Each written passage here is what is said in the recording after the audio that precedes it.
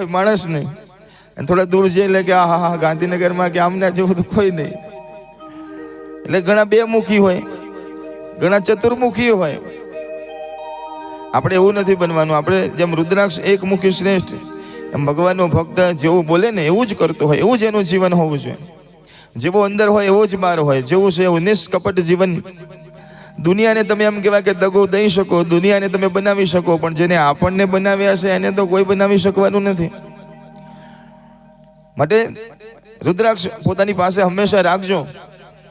એનું કેટલું મહત્વ છે હું તમને કહું. દક્ષિણમાં તમે જાઓ ને, દક્ષિણમાં કોઈ બેન એવા ના હોય, કોઈ ભાઈ એવા ના હોય કે જેના ભાલની અંદર ભસ્મનું તિલક ના હોય. કોઈ એવું અંગ ના હોય એમનું કે એમના ગળાની અંદર કોઈ માણસ ના હોય કે જેના ગળામાં રુદ્રાક્ષ ના હોય. એક રુદ્રાક્ષ પહેર્યા વગર નીકળે તો એને શરમ આવે કે આજ કેમ આવું કંઈક સૂનું લાગે છે, મેં આજે પહેર્યું નથી. માણસ મસ્તક ઉપર ભસ્મ ન હોય તો એમને ન ગમે.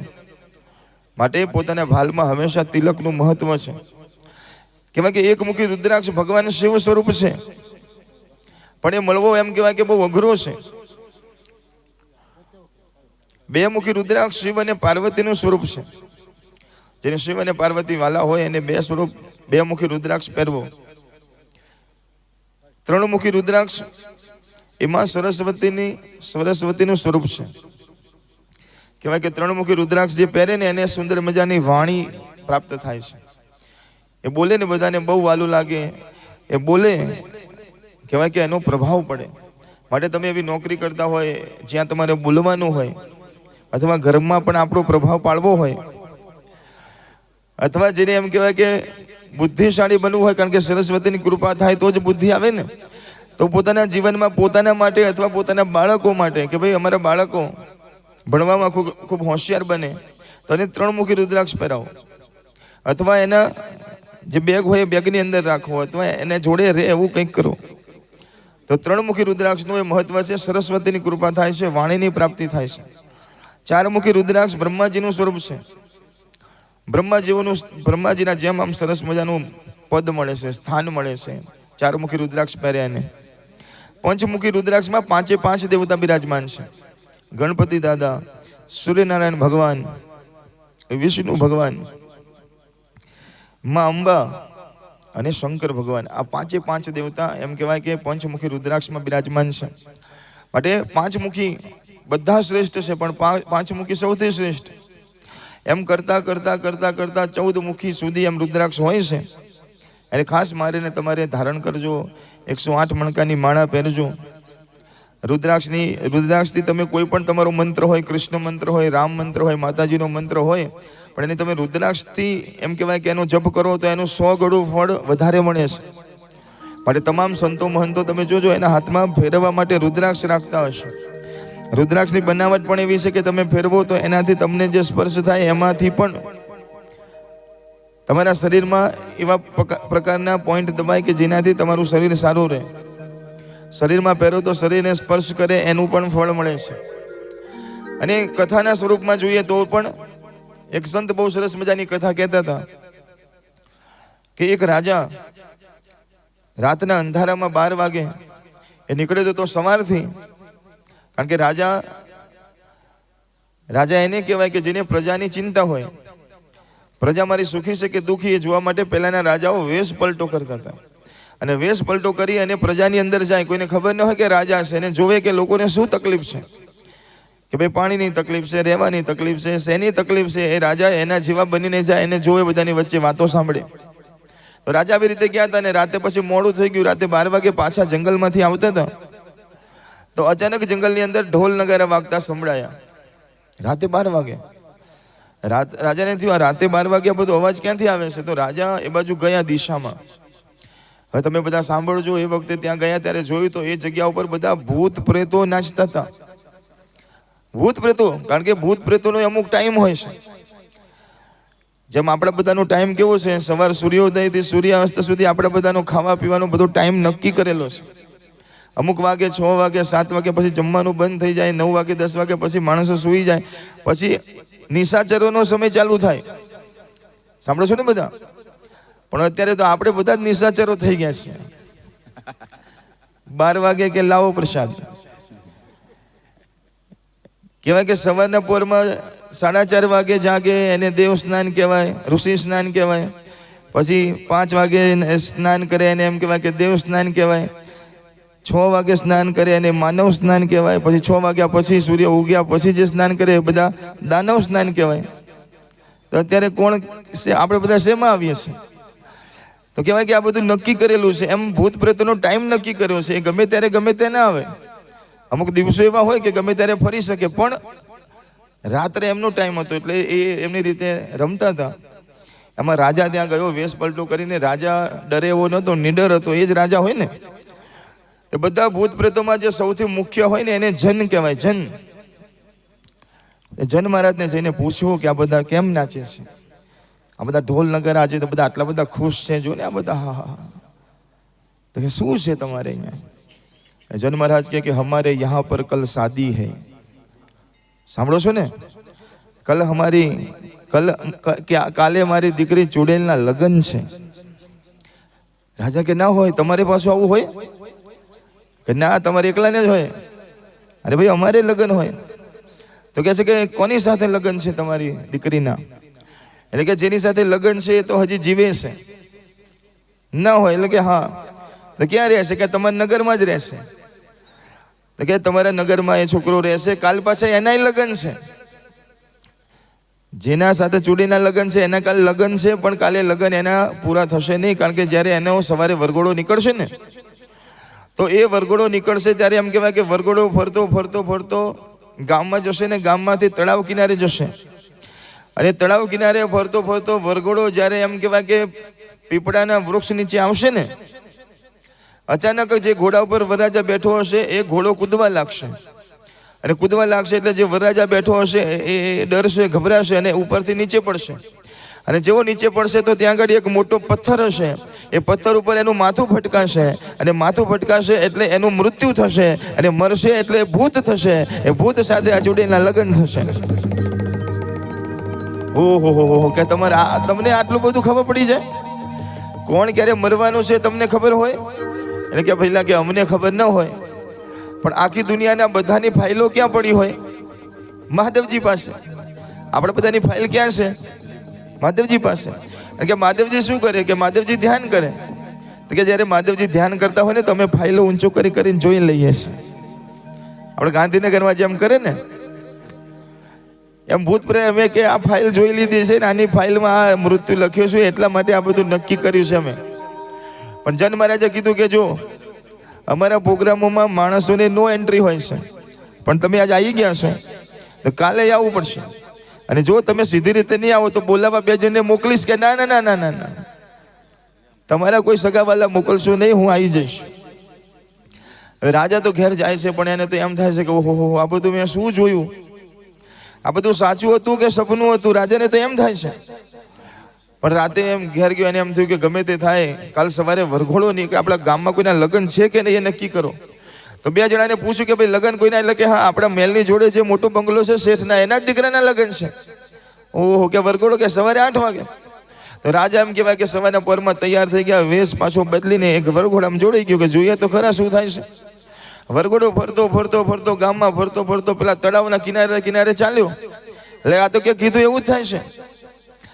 તળાવના કિનારે ચાલ્યો ત્યાં તો પીપળાનું વૃક્ષ આવ્યું. કે ઓહો, આ તો ત્યાં વૃક્ષ પણ છે. અરે કે સાચવજો, પણ શું સાચવે? ઘોડો કૂદવા લાગ્યો. બધા નાચવા લાગ્યા, કૂદવા લાગ્યા. એમાં હાથ છૂટી ગયો અને છોકરો પડ્યો નીચે. અરે પકડો. પણ જેવો પડ્યો નીચે એટલે મોટો પથ્થર હતો, એમાં માથું ભટકાયું ને એ જ જગ્યા ઉપર એના મૃત્યુ થઈ ગયા. રાજાએ કીધું કે ઓહો, આ તો જેવું કાલે કીધું તો એવું એવી જ ઘટના અત્યારે બની છે. પણ જે નાચતા હતા, કૂદતા હતા, ત્યાં તો થોડી વારમાં બધું રોક અકળ શરૂ થઈ ગઈ. રાજા તો ત્યાંથી પછી ભાગી ગયા. આખો દિવસ બધા વિચારમાં ગયો કે હા બધું શું થયું, આ બધું શું થયું. પણ વિચારતા રાત પડી ગઈ. અને રાત પડી એટલે કીધું કે લગ્નમાં બોલાયો છે, લગ્નમાં જવું પડશે. ને હું નહીં જઉં તો ત્યાંથી બોલાવા આવશે. બોલાવા આવે એના કરતાં આપણે જવું સારું. એટલે રાજા પોતે ત્યાં આગળ 12 વાગે પહોંચ્યા. રાજાને તેમ હતું કે કાલ તો ખાલી આગલી રાત હતી તો આટલા નાચતા હતા, તો આજે તો લગ્ન છે એટલે તો કેવું એ વાતાવરણ હશે. પણ રાજા ત્યાં આગળ પહોંચ્યા ત્યારે સાંભળજો શું થયું. રાજા ત્યાં આગળ પહોંચે ને તો ત્યાં તો બધું સુમસાન. અને બધા માથા પર હાથ મૂકી મૂકીને જોર જોરથી રડતા હતા બધા. એવા રડે. રાજા પેલા જન મહારાજની પાસે જઈને બેસી ગયા અને કીધું કે શું થયું? તમારે ત્યાં આગળ લગ્નમાં આવી રીતે રડવાનો રિવાજ હોય છે? નાના પણ કેમ રડો છો? કાલે તો તમે કીધું હતું કે લગ્ન છે, એનો વરઘોડો નીકળવાનો છે, ગામમાંથી નીકળશે, તળાવ કિનારે પહોંચશે, પીપળાના વૃક્ષ પાસે આવશે. આ બધું હું જોઈને આવ્યો છું. છોકરો નીચે પડ્યો, મૃત્યુ થયું, તો લગ્ન કેમ નથી? જન મહારાજ કે લગ્ન કેન્સલ થયા છે, બંધ રહ્યા છે, મોકૂફ. પણ કે શેના લીધે? અરે છોકરાનું મૃત્યુ થયું, મેં જોયું છે. હવે સાંભળજો વાત. ત્યારે જન મહારાજ કહે છે કે તમે કીધું એ બધી વાત સાચી. છોકરાનો વરઘોડો નીકળ્યો તો વાત સાચી, ગામમાં ફર્યો તો વરઘોડો એ વાત સાચી, તળાવ કિનારે ગયો તો એ વાત સાચી, પીપળાના નીચે પહોંચ્યો એ વાત પણ સાચી, છોકરો ઉપરથી પડ્યો નીચે એ પણ વાત સાચી, પથ્થર સાથે માથું ફટકાયું એ પણ વાત સાચી, એનું મૃત્યુ થયું એ પણ વાત સાચી. પણ જે જગ્યા પર છોકરો પડ્યો ને એના 7 ફૂટ નીચે એક રુદ્રાક્ષનો મણકો પડ્યો હતો અને એના ઉપર મૃત્યુ થયું. એટલા માટે ભૂત ન થયો, એને ભગવાનના ગણો પોતાના લોકમાં લઈ ગયા. રુદ્રાક્ષ પડ્યો હતો ને રુદ્રાક્ષ ઉપર એનું મૃત્યુ થયું, માટે ભૂત નથી થયો. ભૂત થાય તો અમે લાવીએ ને, એ તો ભગવાનના લોકમાં જતો રહ્યો. વિચાર કરો કે રુદ્રાક્ષના મણકા ઉપર મૃત્યુ થવાથી પણ જો ભૂત ન બનાતું હોય તો એ રુદ્ર મહાદેવજીના હૃદયમાં વસતો હોય ને, એના 71 પેઢીમાં કોઈ ભૂત ન થાય. એટલી બધી શક્તિ મારા મહાદેવના ભજનમાં છે. માટે હંમેશા રુદ્રાક્ષ પોતાની પાસે રાખજો. આ બધી કથા કહેવાનું કારણ એ છે કે તમને ખબર પડે કે ન પડે, રુદ્રાક્ષ પહેરજો. એનું બહુ મહત્વ છે. દિવસે રાતે રુદ્રાક્ષ ગળામાં હોય ને તો ખોટી જેવી તેવી વસ્તુ આપણામાં પ્રવેશ ના કરે. કારણ કે અમુક વસ્તુઓ ત્યારે પ્રવેશ કરે કે જ્યારે તમે અપવિત્ર હો.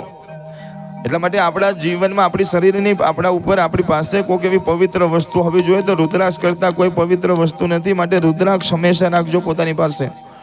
તો આવો રુદ્રાક્ષનો સુંદર મજાનો મહિમા છે. તો અહીંયા બેઠેલા બધાને ખાસ વિનંતી કે એવો રુદ્રાક્ષ સતત પોતાની પાસે રાખો અને એવા રુદ્ર અવતાર દેવાથી દેવ શ્રી મહાદેવજીનું ભજન આપણે કરતા રહીએ. એવી સરસ મજાની વાત સાથે આપણે આજની કથાને વિરામ કરીશું. અને આવતીકાલે સરસ મજાનો આપણી કથામાં ઉત્સવ છે, આયોજન છે. આવતીકાલે શિવ અને પાર્વતીના સુંદર મજાના વિવાહનો ઉત્સવ થશે. તો એમાં પણ આપણે બધા મજા કરશું. પણ આજની કથાને આપણે અહીંયા વિરામ આપીએ છીએ જરા પ્રેમ ધરે ભાવથી. ડાક ડમરૂ વાગે ને શિવ તાંડવ નાચે, શિવ તાંડવ નાચે, મને વાલો વાલો શિવજીનું નામ લાગે. ડાક ડમરૂ વાગે ને શિવ તાંડવ નાચે, શિવ તાંડવ નાચે, મને વાલો વાલો શિવજીનું નામ લાગે. હા, ભાલે ત્રિપુંડ ચંદ્ર હાથમાં શોભે છે ત્રિશૂળ, ભાલે ત્રિપુંડ ચંદ્ર હાથમાં શોભે છે ત્રિશૂળ, કાને કુંડળ ગળે સર્પો પહેર્યા છે અદ્ભુત, કાને કુંડળ ગળે સર્પો પહેર્યા છે અદ્ભુત. શિવ તાંડવ નાચે ને 14 બ્રહ્માંડ ગાજે, 14 બ્રહ્માંડ ગાજે, મને વાલો વાલો શિવજીનું નામ લાગે. ડાક ડમરૂ વાગે ને શિવ તાંડવ નાચે, શિવ તાંડવ નાચે, મને વાલો વાલો શિવજીનું નામ લાગે. માટે આવા ગીતો આપણે આવતીકાલે ગાવાના છે. સરસ મજાનું નાચવાનું છે, આનંદ કરવાનો છે. આવો એક સરસ મજાની હનુમાન ચાલીસા કરતા કરતા આજની કથાને વિરામ કરીએ. શ્રી ગુરુ ચરણ સરોજ રજ નિજ મન મુકુર સુધારી, મરનો રઘુબર વિમલ યશ જોદાયક પરચારી, બુદ્ધિહીન તनु જાન કે સુમિરો પવન કુમાર, અદ્ભુત વિદ્યા જય મોહી હરહુ કલેશ વિકાર. जय हनुमान ज्ञान गुण सागर कपीश तिहु लोक उजागर, रामदूत अतुलित बल धामा, अंजनी पुत्र पवन सुत नामा. महावीर विक्रम बजरंगे कुमत निवार सुमति के संगे, कंचन वरण विराज सुबेसा, कानन कुंडल कुंचित केसा. हाथ वज्र और ध्वजा विराजे, कांधे मूज जने भूषाजे, शंकर सुवन केसरी नंदन, तेज प्रताप महाजगवंदन. विद्यावान गुणी अति चातुर, राम काज करबे को आतुर, प्रभु कहे सुनबे को रघुवर सिया राम लखन सीता मन बसिया सूक्ष्म रूप धरि सिंहि दिखावा विकट रूप धरि लंक जरावा भीम रूप धरि असुर सवार रामचंद्र के काज सवारे लाय सजीवन लखन जियाए श्री रघुवीर हरष उर लाए रघुपति गिरि बहुत बड़ाई तुम मम प्रिय भरत सम भाई सहस्र बदन तुमरो यश गावे अस कहि श्रीपति कंठ लगावे संकालिक ब्रह्मादि मुनीसा नारद सारद सहित ऐसा राम कुबेर दिगपाल जहाँ ते कवि कोविद कही सके कहाँ ते तम उपकार सो वै के राम दिलाय राज तुमरो मंत्र विभीषण माना लंकेश्वर भय सब जग जाना युग सहस्र योजन बरमानो निर्जोताहि मधुर परिराधो प्रभु मुद्रिका मेल मुख माही जल लांघ गए अचरज नाही दुर्गम राज जगत के जेते सुगमय अनुग्रह तुमरे तेते राम दुआरे तुम रखवारे होत न आज्ञा बिनु पैसारे सब सकल है तुम्हारी सरना तुम रक्षक काहू को डरना आपन तेज समारो आपे तीनों लोक हाथ से कापे जात निकट नहीं आवे महावीर जब नाम सुनावे नासे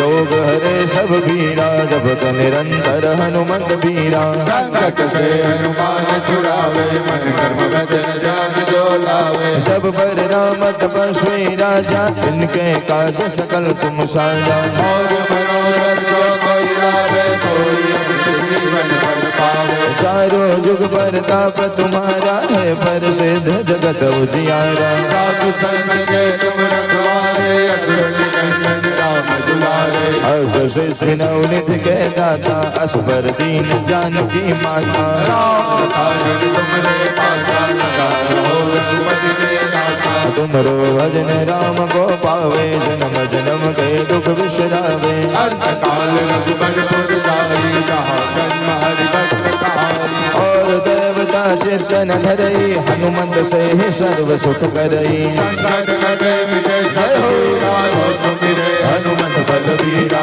जय जय आई कृपा करो गुरुदेव की नाई जो सुसमार पाठ कर गए कहीं मन महिमा सुगाओ जय जय जय हनुमान गोसाई कृपा करो गुरुदेव की नाई जय जय जय पाप कर कोई छोट है बंदी महासुख हो जो यह बड़ हनुमान चालीसा हो यह सिद्ध साथी गौरीशा तुलसीदास सदा तेरा की जय नाथ हृदय महादेरा श्री राम जय राम जय जय राम श्री राम जय राम जय जय राम श्री राम जय राम जय जय राम श्री राम जय राम जय जय राम श्री राम जय राम जय जय राम श्री राम जय राम जय जय राम श्री राम जय राम जय जय राम श्री राम जय राम जय जय राम श्री राम जय राम जय जय राम श्री राम जय राम जय जय राम श्री राम जय राम जय जय राम श्री राम जय राम जय जय राम श्री राम जय राम जय जय राम श्री राम जय राम जय जय राम श्री राम जय राम जय जय राम श्री राम जय राम जय जय राम पवन तनय संकट हरन मंगल मूर्ति रूप राम लखन सीता सहित सदैव ससुर सियावर रामचंद्र की जय पवन सुत हनुमान की जय उमापति महादेव की जय बोलो भाई सब संतन की जय बोलिए हनुमान जी महाराज की जय जय शिव महापुराण भगवान की जय बोलिए रामचंद्र भगवान की जय कृष्ण कन्हैया लाल की जय जय बोलिए गुरुदेवी मात की जय करे भक्त बताना अपने हाथ ऊपर करे बोले सु हर हर महादेव हर हर